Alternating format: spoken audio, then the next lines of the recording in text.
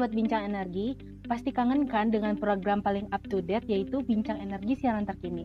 Program dari Bincang Energi yang membantu kamu untuk bisa terus ikuti kondisi energi dan lingkungan saat ini.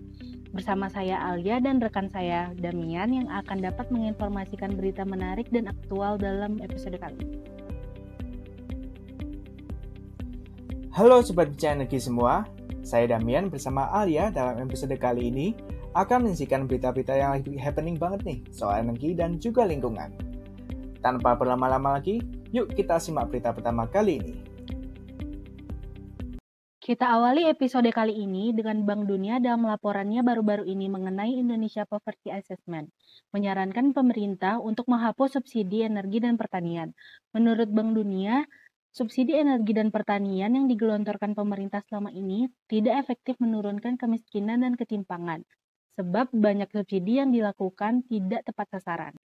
Dikutip dari Kumparan, pengamat ekonomi energi UGM Fahmi Radi merespon bahwa subsidi energi berperan hanya pada pengurangan beban masyarakat kelas ekonomi menengah ke bawah, meskipun tidak menurunkan angka kemiskinan.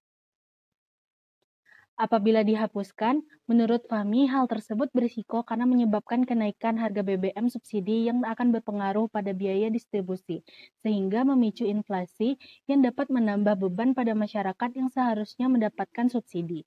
Meskipun demikian, Fahmi juga sepakat pada Bank Dunia yang menyebutkan bahwa energi di Indonesia tidak tepat sasaran. Perlu diketahui, Menteri Keuangan Sri Mulyani pernah membuka kerugian negara perihal ketidaktepatan sasaran subsidi energi, khususnya untuk subsidi BBM RON 90 Pertalite, solar, dan gas LPG 3 kilo, mencapai 90 triliun. Menurut Fahmi, pemerintah baik presiden maupun menteri bisa mengeluarkan aturan tegas terhadap penerima BBM subsidi yang hanya diperuntukkan bagi sepeda motor, angkutan barang, dan orang.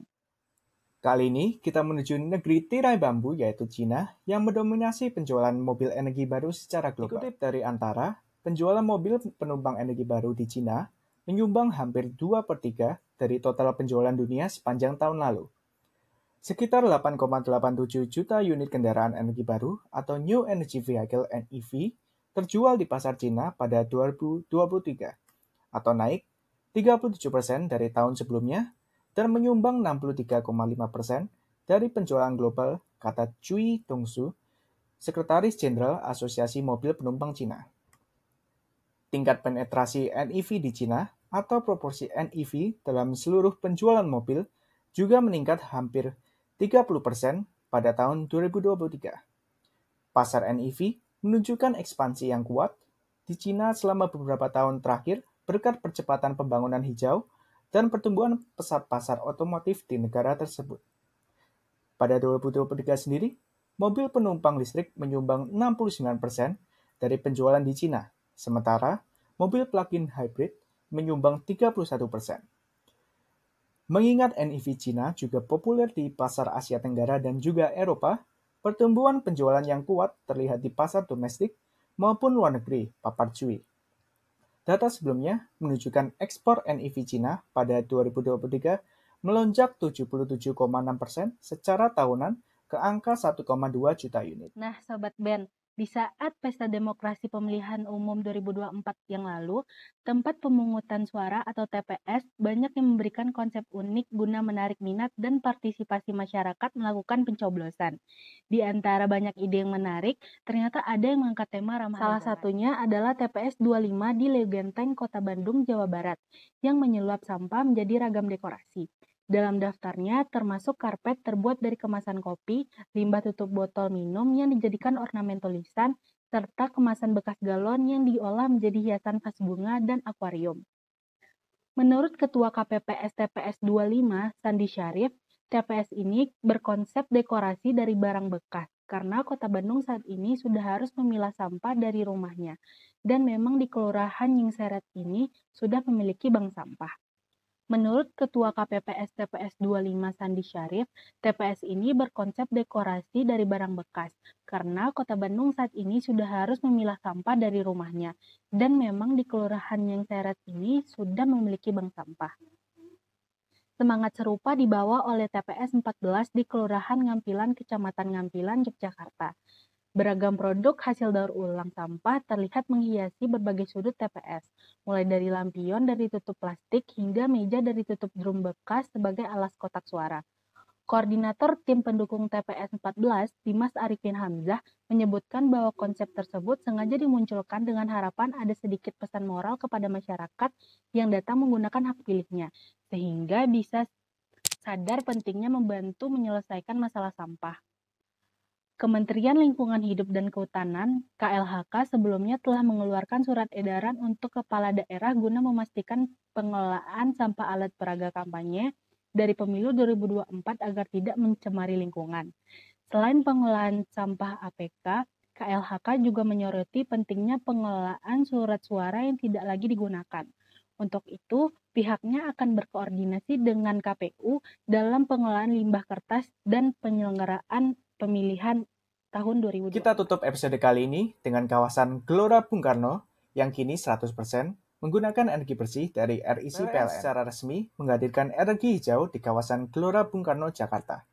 Hal ini ditandai dengan perjanjian Renewable Energy Certificate atau REC antara PLN UID Jakarta Raya dengan Pusat Pengelolaan Komplek Gelora Bung Karno sebanyak 100% pemakaian energi listrik. Saat ini, daya tersambung untuk kawasan GBK adalah sebesar 5,54 MV yang meliputi beberapa venue, yaitu Stadion Utama GBK, tenis indoor, Center Court, stadion renang, Istora, dan infrastruktur kawasan lainnya. Kini GBK menjadi venue olahraga pertama yang menggunakan 100% energi bersih. Direktur Utama PPK GBK, Ramadi Afif Kusumo, mengungkapkan bahwa GBK ingin menjadi lebih bersih lagi, dari hulu ke hilir untuk sumber listriknya.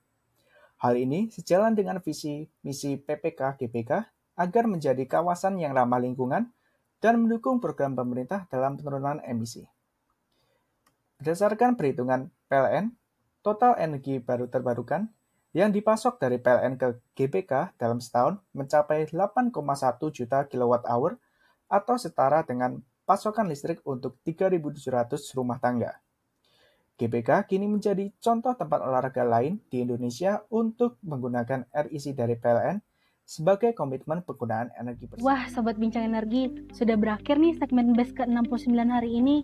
Gimana, menarik kan berita seputar energinya? Semoga bisa menambah wawasan terkini buat Sobat BEN semua. Bener banget, Ayah. Nah, untuk itu, terus update pengetahuan kamu tentang energi dan juga lingkungan dengan terus mengikuti berbagai program Bincang Energi lainnya yang bisa kamu akses melalui website kami bincangenergi.id, akun Instagram dan juga TikTok kami @bincangenergi, serta channel YouTube kami Bincang Energi. Jangan lupa follow, like, share, serta nyalakan notifikasinya ya, supaya tiap informasi nggak ada yang kamu lewatin. Saya Damian bersama rekan saya Alia, kami dari Bincang Energi, pamit undur diri. Salam energi berkelanjutan, sampai lupa di BES selanjutnya.